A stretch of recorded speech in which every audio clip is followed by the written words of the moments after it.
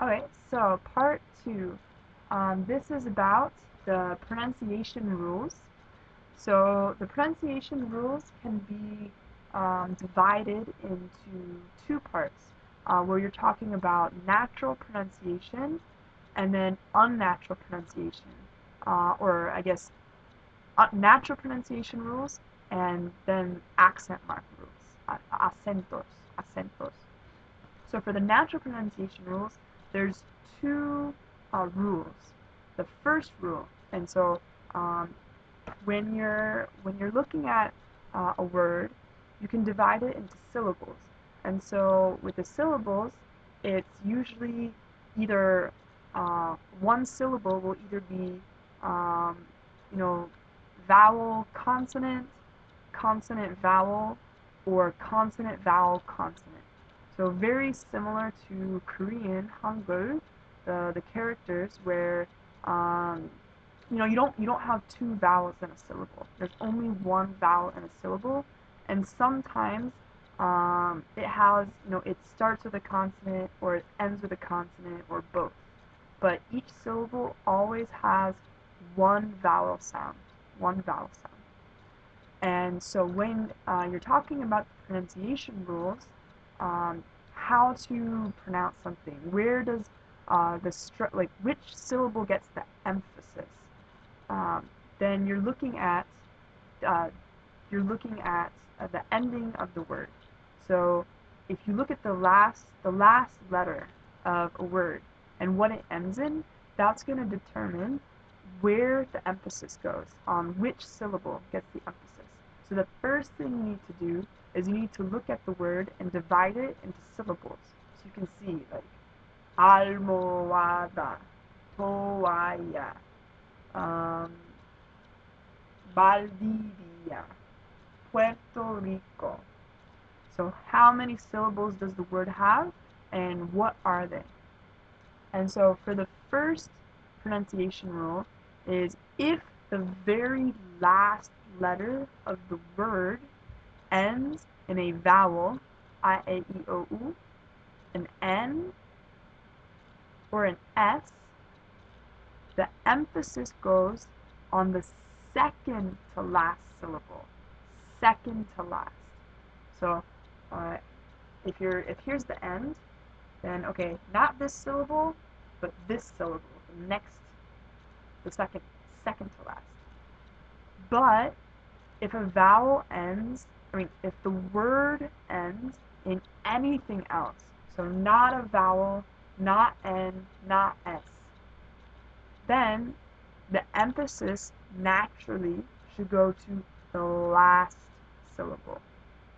So some examples of this, um, rojo, which means red, rojo. Because it ends in a vowel, o, the emphasis goes on the second to last syllable. Rojo, rojo. But if you have a word like leal, Leal, leal, because the last letter is an L, which is not a vowel N or S, then it fits into the anything else category. Then you know that the emphasis should go on the last syllable. Leal, leal. So sometimes when you're looking at the words, it helps to have like hand motions. So rojo, leal. So rojo, leal. Or maybe I'm just crazy and I like to move my hands. Anyway, always possible. So those are the natural pronunciation rules. But sometimes the words break these rules. And so in that case, you need to know, okay, if I look at this word, and naturally it should be pronounced this way, but when I hear somebody say it, it sounds different. The emphasis is somewhere else. How do I know the difference? And that is part of the reason accent marks were invented. So anytime a word breaks one of these rules, the accent, and so if you look at a word and naturally this syllable should get the emphasis, the stress, but when you're speaking it, actually a different syllable is getting the stress, then you have to mark it with an accent mark. Which syllable is actually receiving the emphasis? And that syllable, it's an accent mark because it's breaking the natural pronunciation rules. And so accent marks for breaking the pronunciation rules are the majority of the accent marks you're going to use, but there is a small percentage of time where it's going to be used, where you're going to see an accent mark, and it's not because of emphasis, the vocal emphasis, it's actually to distinguish a meaning of the word. So usually with very short words, either mostly one syllable words, sometimes two syllable words. But if you have a word that sounds the same and is written the same, but it has, you have two words that sound the same and are written the same, but one means one thing and the other means a different thing, then one of those words will get an accent mark to distinguish it. So some examples of this are sé and sé.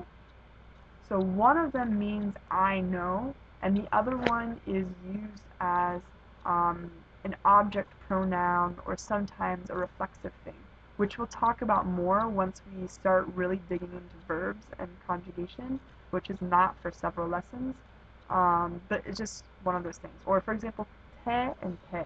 One of them means you, like the object pronoun you, and the other one means tea, like I would like some iced tea, I would like some tea please, and crumpets.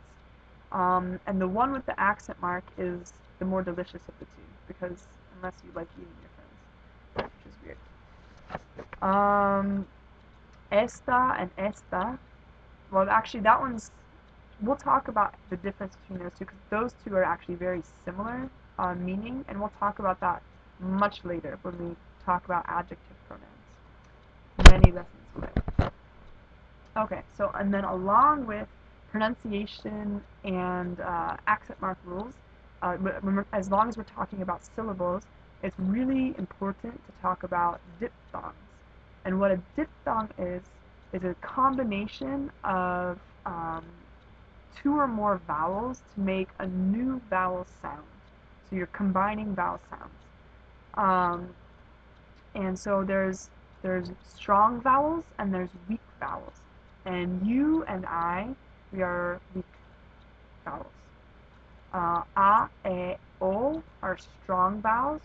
U and I are weak vowels. Vocales débiles, vocales fuertes.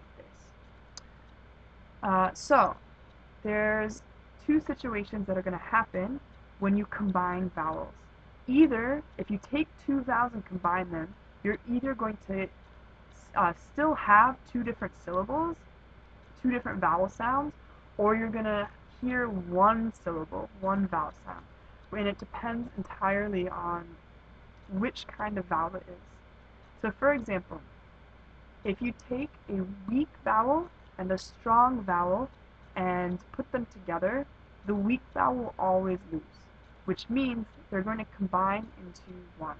So if you're not strong enough to hold your own, then the other person's going to take you over. So gotta fight a little bit. And if it's two strong vowels together, then they're going to keep each other at bay, and they're going to stay independent of each other. It's two strong vowels, two syllables. A weak and a strong, one syllable.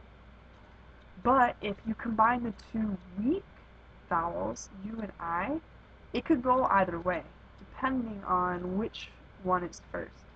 So if it's U and E, so if U is first and then I, then it's going to be one syllable. Because, you know, if you're putting the U first, you're being polite, then you're letting that person, you know, go ahead of you, then you're kind of just, yeah, I don't have a good analogy for that one. But, so you're being polite, letting the U go first, you become one syllable. U, E. But, if you're a little bit selfish and you put I first, I, U, then it stays two separate syllables. Iu. So if you're generous, one syllable. If you're selfish, two syllables. Okay, so some practice words. Medio, media, which has the I and the O. So I, since it's a weak, always gets absorbed into the A and the O. Um, so like words like Rio or dia, the reason the I is emphasized and strong is because it has the accent mark. And so accent marks with diphthongs are a little interesting. So for example, in a weak and one weak, one strong vowel combination, if the weak vowel gets emphasized, it needs an accent mark because it needs a little bit of help to fight the strong vowel. So Rio, farmaceutico. But if there's a weak and a weak strong vowel combination, and the weak vowel is not getting its own emphasis, but the syllable itself is getting emphasized. So like if that word is breaking the natural pronunciation rule, and the particular syllable that's breaking that rule happens to be a diphthong, a combined vowel syllable, then the accent mark needs to go on the strong vowel, not the weak vowel. Because if the accent mark goes on the weak vowel, then it's going to create even more syllables. That weak vowel become really strong. But if the combined vowel sound is the weak vowel is not emphasized, but the combined sound is emphasized, then the strong vowel gets the accent mark. So if the weak vowel by itself is getting emphasized, it gets its own accent mark. But if the combined sound gets emphasized, then the strong vowel gets the accent mark. Okay. So for example, guacala, which we talked about when we met. Alright, and so that is the end of spelling and pronunciation rules and diphthongs and accent marks.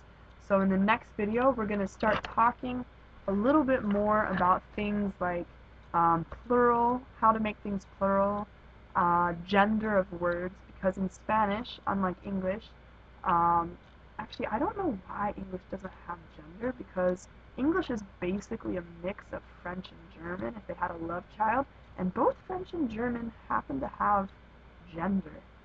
So I don't know, English is just weird. But anyway, so the next video we're going to talk about gender, we're going to talk about plural, and then we're going to talk about articles, so like a, the, that kind of thing. And that will be the next section, which we have not started in person yet, so I'm going to give you the videos, and then the next time we meet, hopefully if you guys can review them, then we can talk about it, we can review in person. Okay. Anyway, thank you.